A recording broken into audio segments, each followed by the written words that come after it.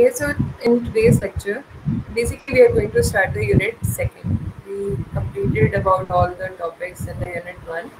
So now we have to see what is about the unit second and what are the topics we are going to start with. So the very first topic, or you can say all the following topics, they are related to the centrifugation. Like what is centrifugation, this we will going to study in this lecture. But after this, in this unit, we have to see that what kind of centrifugation is present, and on the basis of their applications, uh, what kind of technique we can study, which has been following the principle of the centrifugation. So that's why we need to understand what is centrifugation and how they can going to be applicable in the industrial area or in our own lab also. We already see that in the CIF lab we have the centrifuge. So basically in the CIF lab the centrifuge we have that is based on the cooling centrifuge. There are several kind of centrifuges which have to be present inside the lab for doing the several kind of process.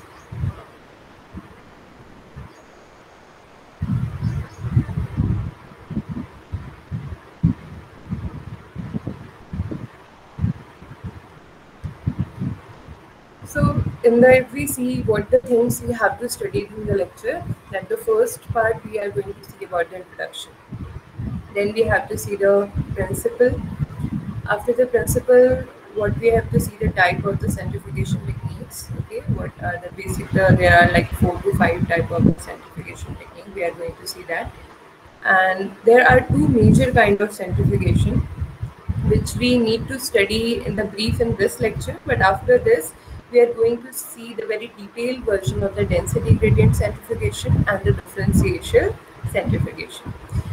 Also, ultra centrifugation, that is, you can say the modern kind of the centrifugation technique, which basically developed in the like you can say the 20th century. That ultra centrifugation is has some higher goals to perform. That's why we use, if we wanted to analyze in a very fine scale, then we can use the ultra centrifuge.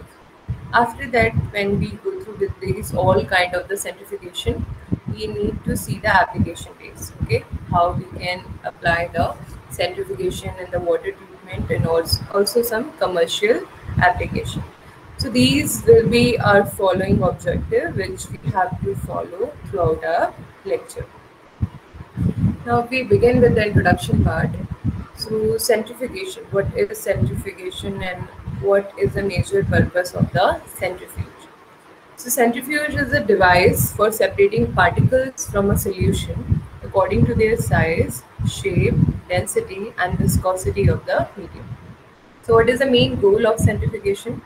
That basically when we do the centrifugation, that has to be done by a device that is called centrifuge.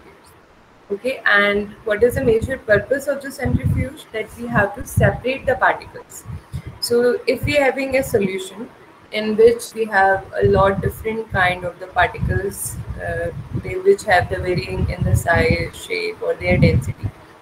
So if we wanted to separate them out, and their separation is based on their size, their shape and their density, and sometimes that can be based on the viscosity of the medium in which they are present. So basically on the basis of these all following you can say parameters, we can separate a specific unit from a solution. So that's why we can call this whole process, in this we can do separation of this individual particle from a solution, can be called as a centrifugation.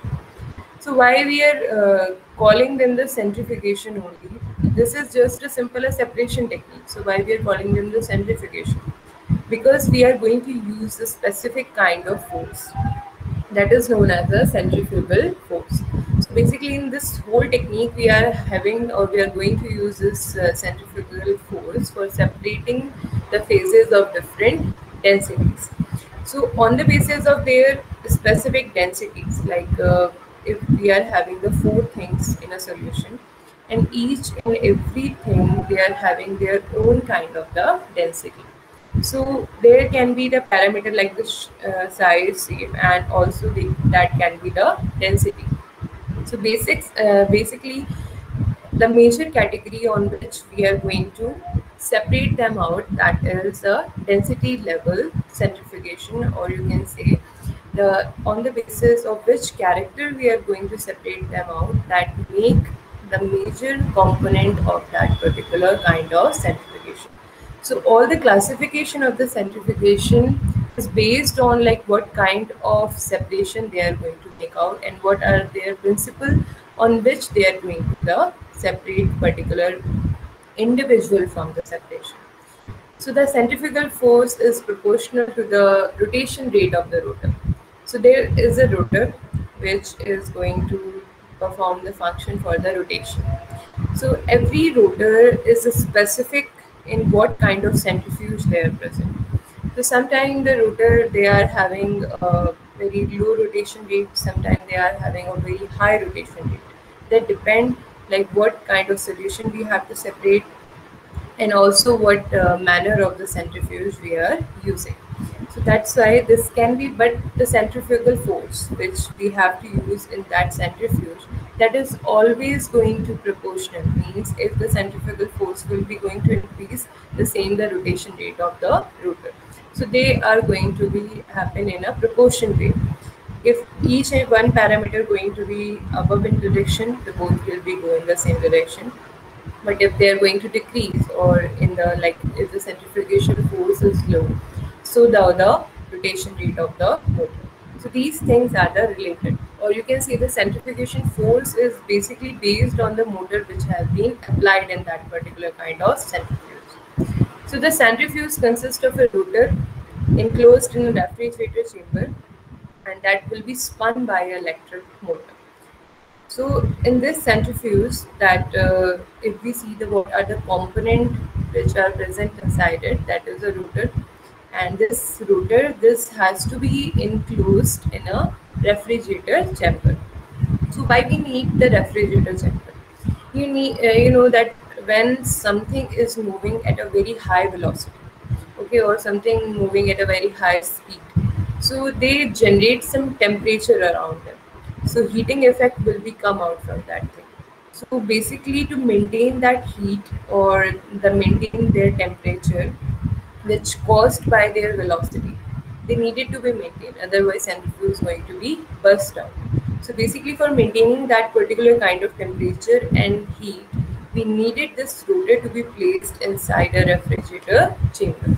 So if this is going to be present inside the refrigerator chamber, then only they can process, or you can say then only they can be processed in an accurate manner.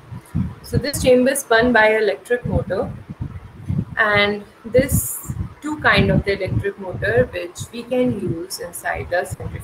Okay, so these are the two type of the rotors, or you can say the motor. Basically these are the same thing for a centrifuge, because these are the things which are going to channel the centrifugation process. So first here we can see the fixed angle motor. So on the basis of their angle or how they are going to swing the particle inside the suspension, we call them the fixed angular motor and swinging bucket rotor. So first here, sedimenting particles have only short distance to travel before palleting. So before we going to understand this, we have to see the palleting and supertint. Actually, when the centrifugation process happen, there will be layers which going to be formed inside that. So whatever the layer which we are going at the bottom portion here, this will be called as a pallet. And the upper solution or upper liquid at the surface, this will be called as a supertint. Okay, supertint is a solvent which have a light particle size, and the pallet which have a high density, you can say, or sometimes you can say that they are having the larger size, because on the basis of their gravity, the large size molecule have to be settled at the bottom of the centrifuge, or you can say the Eppendorf which we are using there. So this have to be settled out at the bottom, and that thing called as pallet. So before, if we see the fixed angle motor, in this we need a very short time to make the palleting. Okay, when we are going to have the pallet, and so centrifugation rotate at a very small time to do the palleting technique. So that's why they are short in run time, and they are the most widely used rotor type. When we use a centrifugation, we actually fix a specific time. Like some particles, they just centrifuge or they just separate out in like 2 minutes or 5 minutes. But some things like which have a very tiny particle, the smaller the size, the more time they will going to take for the separation. Because the light thing, the gravity applied on the light thing is very low. But binding these light particles inside the suspension is a tough task. So that's why what we have to use, a very high level of the centrifugation have to be used for the very thin particles, and also they will take the more time as comparison to the, you can say, the heavy particles. Heavy particles just separate out easily because gravity apply them, and in rate of the gravity and the centrifugation force, they are going to be separate out in a very short time. So basically this fixed angle motor that used in a purpose where sample size is not very, or you can say the particle size is not very thin. Second one is the swinging bucket rotor. So long distance of the travel may allow better separation. Okay, if you wanted to separation in a very fine scale, or we wanted to separate out each and every small particle from that suspension, we needed to be take a little longer time.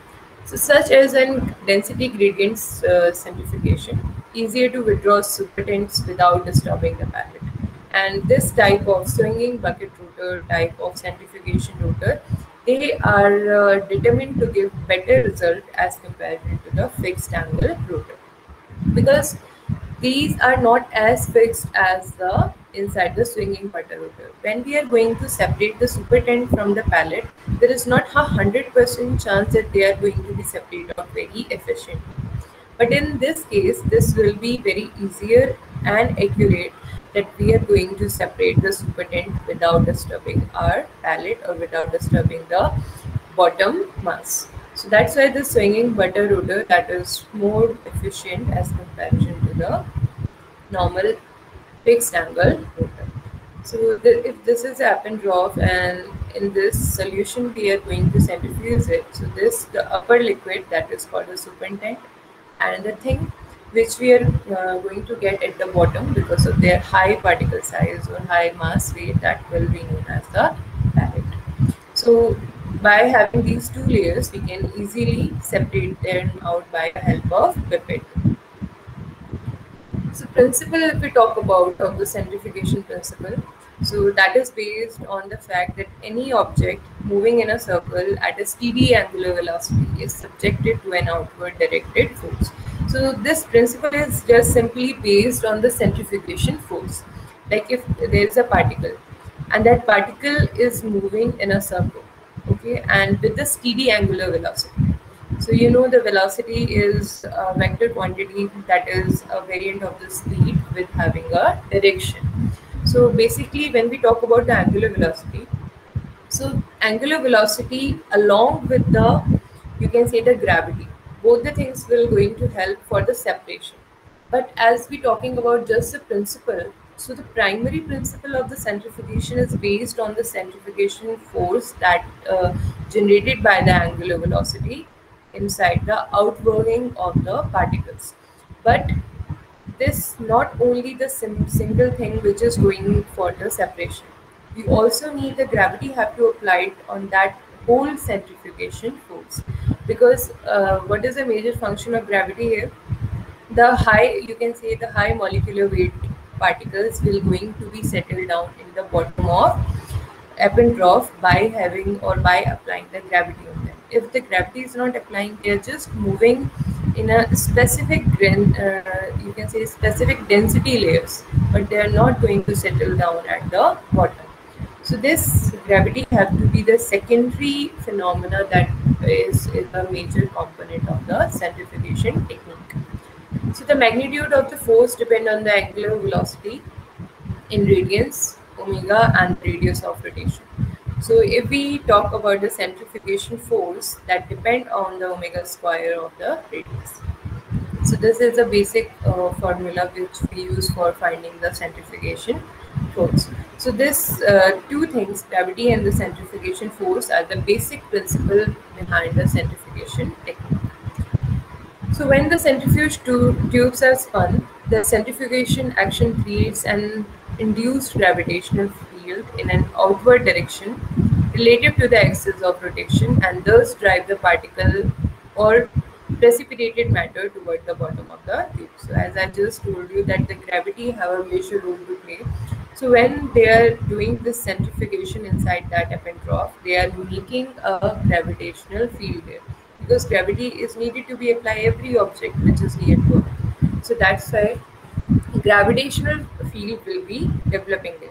Like if you studied in the physics, like electricity at the higher rate, they will going to generate at a time. They will going to generate a magnetic field.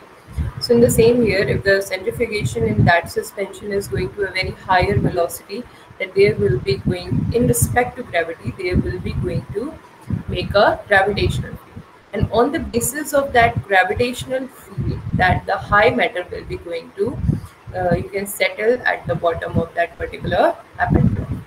So typical rotation speed of laboratory centrifuges range from 1000 to 15,000 rpm. As also in our laboratory centrifuge, their range is also between the 1000 to the 15,000 rpm. So rpm are the rotation per minute. So if we are talking about the 1000 rpm, so basically there are 1000 rotation that has to be done on particular 1 minute, in a 1 minute. So this rpm unit is rotation per minute.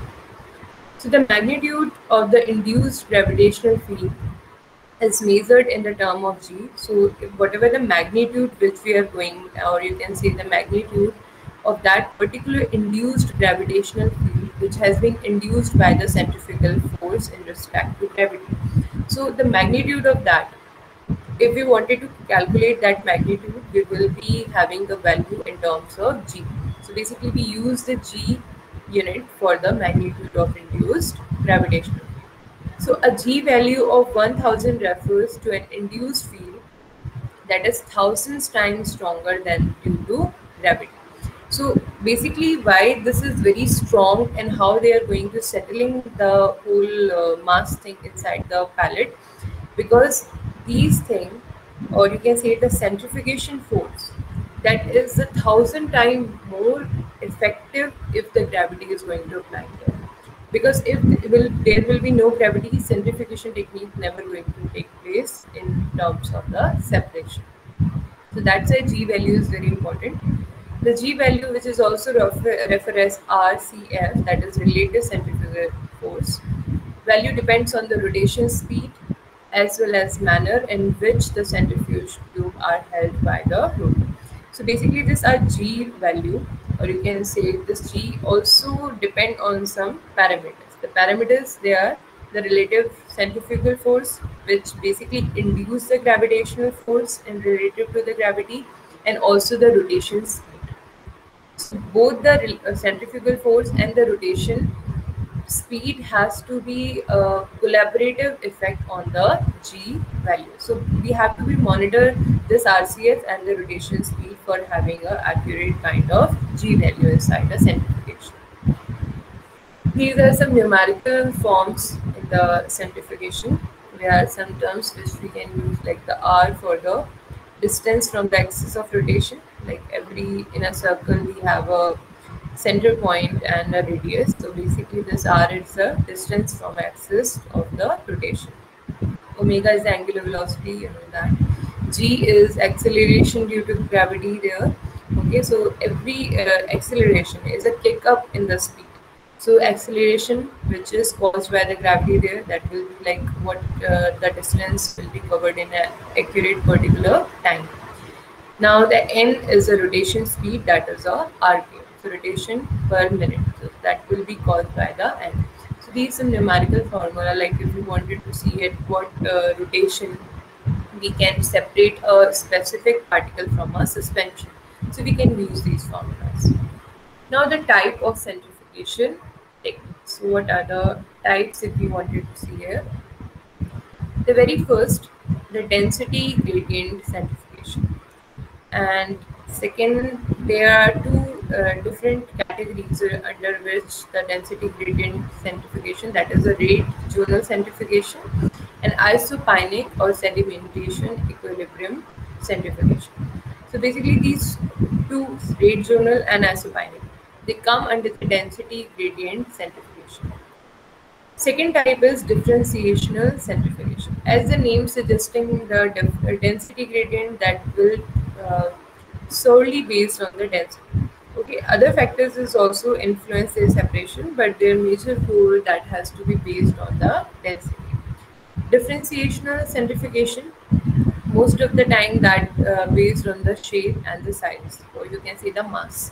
In that case, we can analyze the different separation of a cellular organelles. Like we have a suspension of the cells, and if you wanted to separate the cells on the basis of their size and shape, like we wanted to particular cell organelles like nucleus, mitochondria, ER, Golgi. If we wanted to separate all the particles, we can go through for the differentiational centrifugation. Ultracentrifugation, this is a modern kind of technique and work on a very fine scale. A very minute particles even can be separated out by the ultracentrifugation. Or you can say the ultracentrifugation is an advanced version of all the centrifugation which we have been used in our past studies. Now we will see a little overview of each and one kind of centrifugation. So very first, it allows separation of many of all components in a mixture and allow for measure to be made. So there are basically two type of measurement in which we can use the density gradient centrifugation.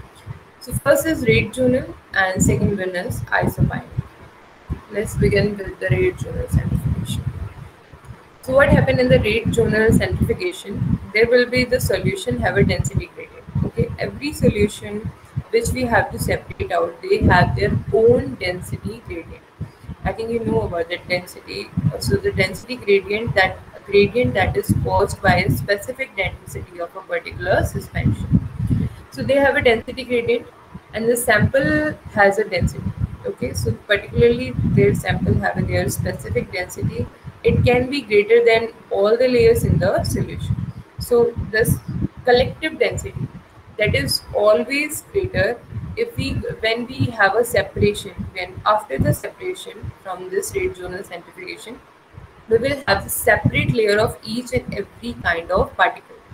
So after we going to sum up all the layers densities, but still the sample density is always higher the collective density of all the separated layers we got from the rate zonal centrifugation. So the sample is applied. This is a major principle you can say behind the rate zonal centrifugation. This sample has a density and this will greater than all the layers in the solution. So you can say this is a major phenomena that is behind the rate zonal centrifugation. So the sample is applied in a thin zone at the top of the centrifuge tube on a density gradient.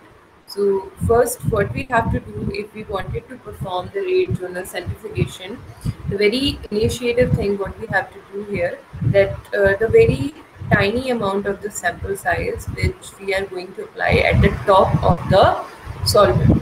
So this will be applied on the top of the centrifuge tube before the centrifugation. So under centrifugal force, the particle will begin sedimenting through the gradient. So after that, when we start the centrifugation process, every particle which they are going to separate inside that tube, they will be begin sedimenting through the gradient. So this is very important. You can see like you will going to understand it in the diagram. This is a simple sample zone which we placed at the top of this tube. And here we have a different density upon in specific density layers. Okay, like 1.5 gram per ml, 1.2, 1.3, 1.4. Now what we are going to have, that's why we call them the rate zonal centrifugation, because each and every layer, they're having their own density. But this total sum of these densities will never going to be higher than the sample density. Other, if this is higher than the sample density, they will never going to separate them. So total density will have to be lower from the sample density. So the particle will begin sedimenting the separate zones according to their size, shape, and density. So now, as we having the different layers here, so when our particles inside our suspension, when they are going to separate out on the different layer, now we easily get to know that what kind of density the specific particle have.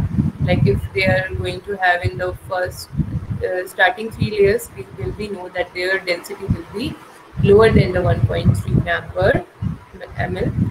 And if we are having this at there, they will be having the density around this, and if we are having this at the bottom, so we will be easily know what kind of density we are possessing inside. So that's why in this phase of the density we are going to separate out our particles. Now the isopynic or sedimenting equilibrium centrifugation. So what happened in this kind of centrifugation? The solution contain a greater range of densities. Now the solution which we are having, we also have a greater range of the densities. The density gradient contain the whole range of density of the particle in the sample.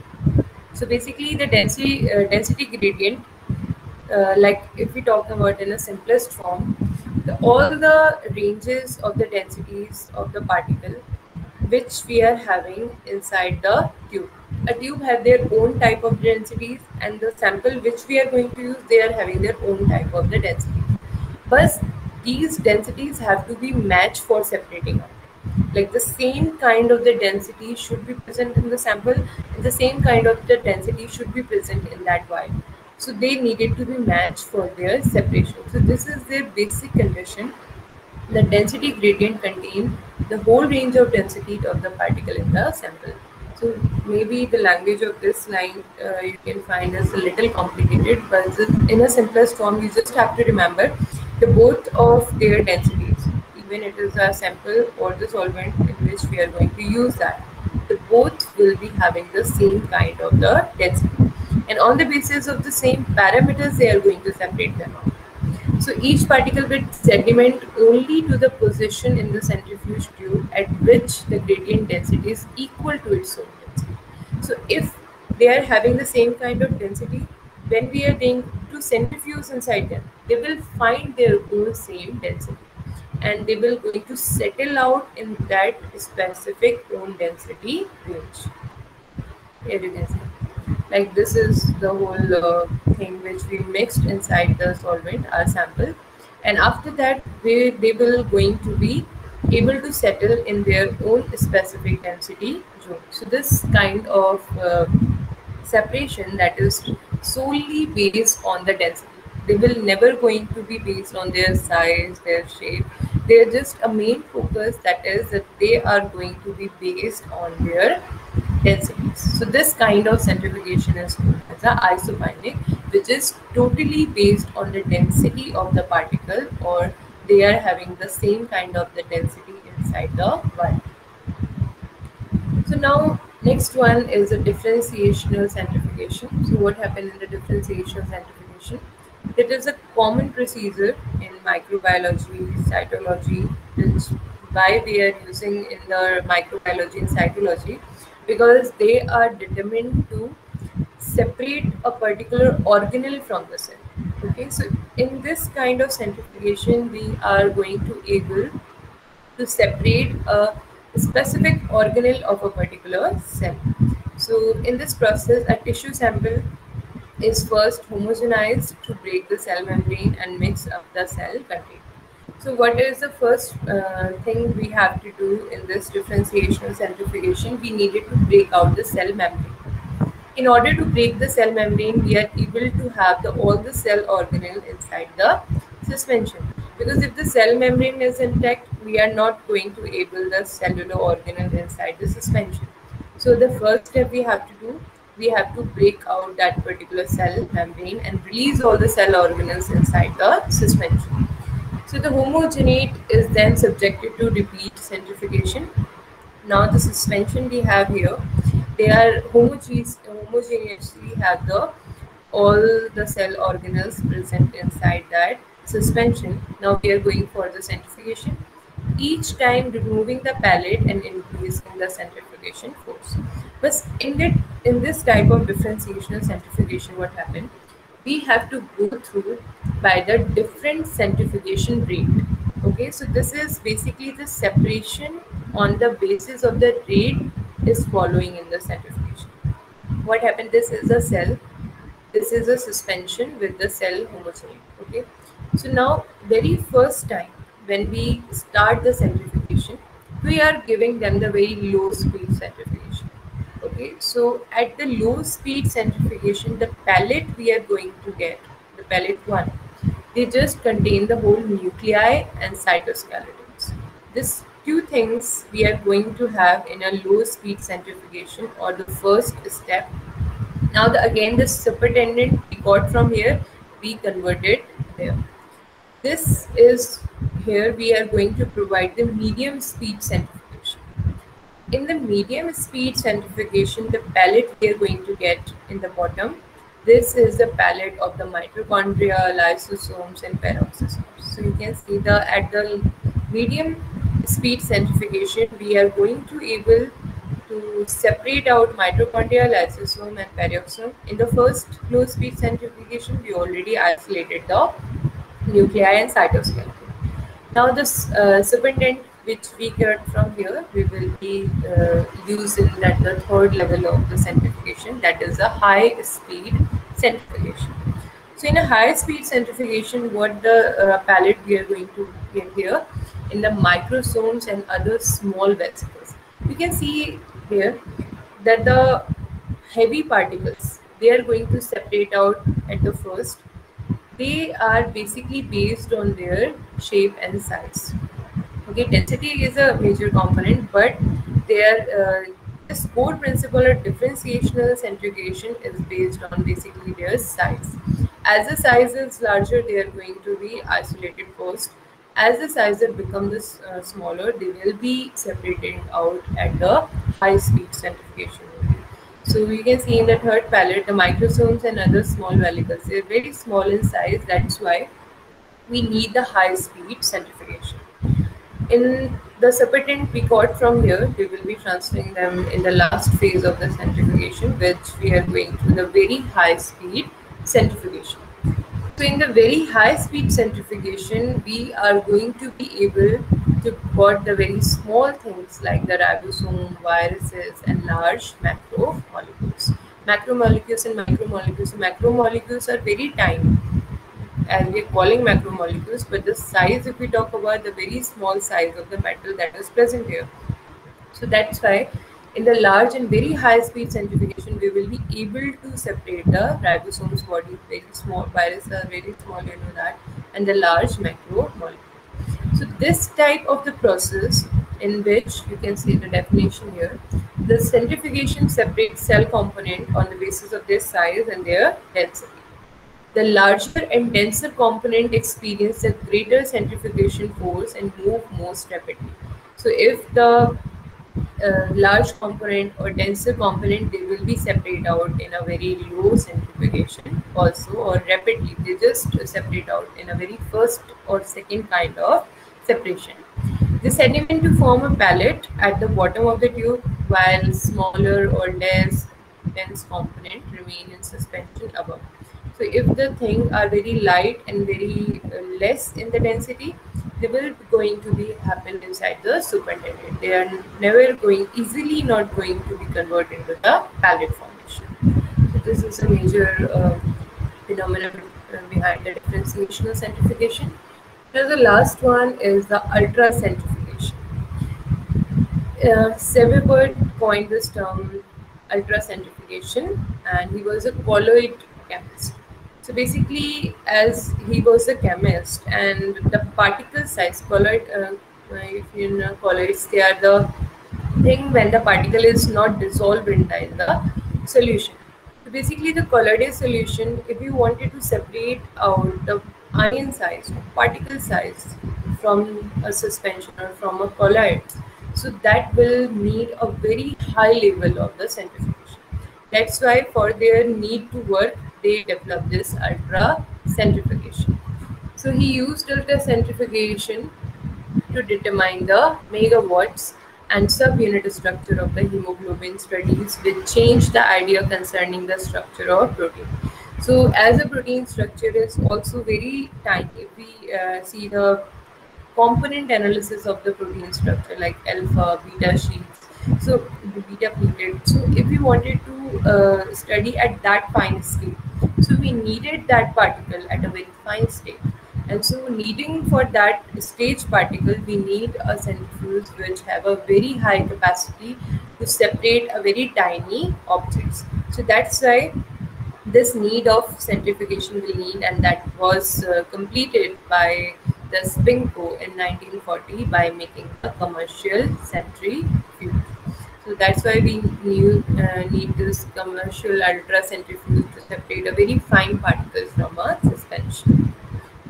Analytical ultracentrifuge also, that is based on the numbers.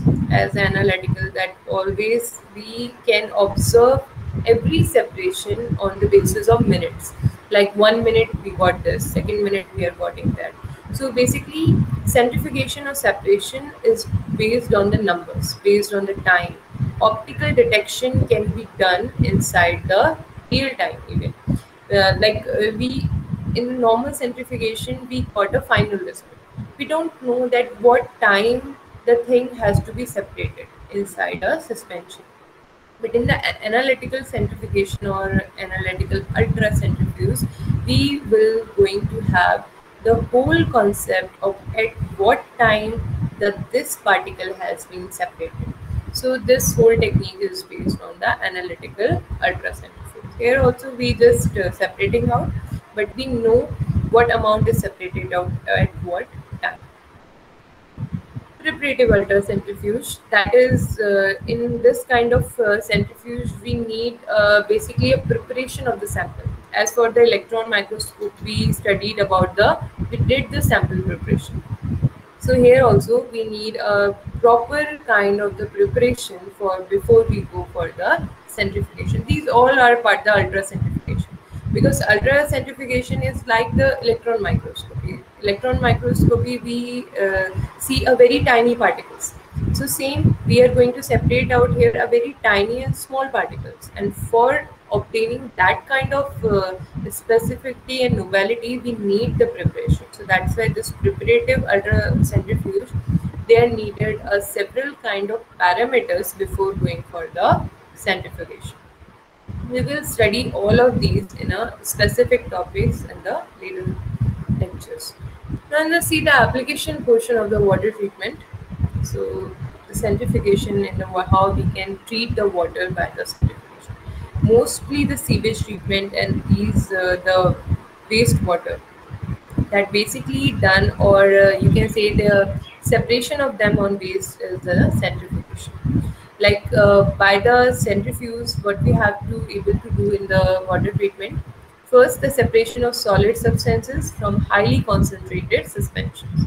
So as any suspension which have a high metal toxicity or solid content is way more in the position, then we can easily separate them out on the basis of their masses. Separation of oily suspension, oil layers, they have other density, and the liquid, they have their other density.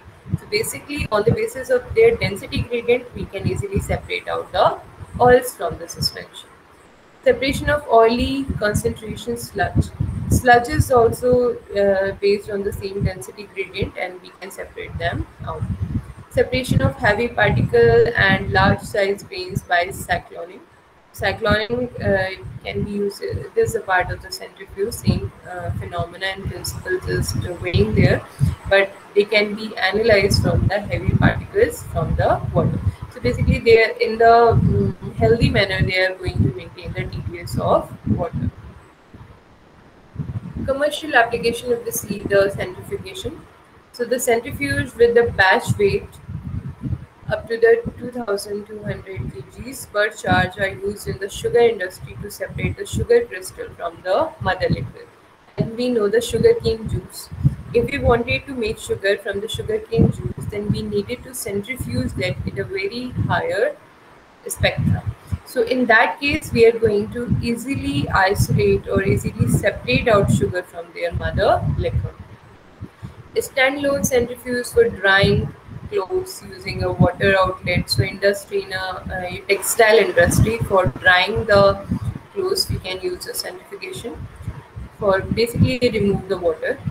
Large industrial centrifugation are also used in the oil industry to remove solid from the drilling fluids.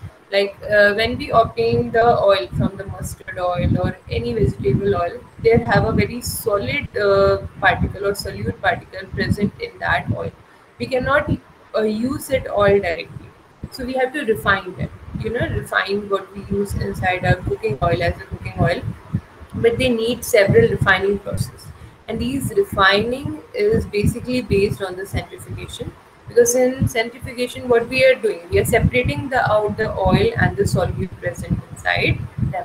So these are the basic commercial application of this. Okay, this is all about the centrifugation. There are some references you can go through if you wanted to know more about the centrifugation technique. Okay, this is all for today.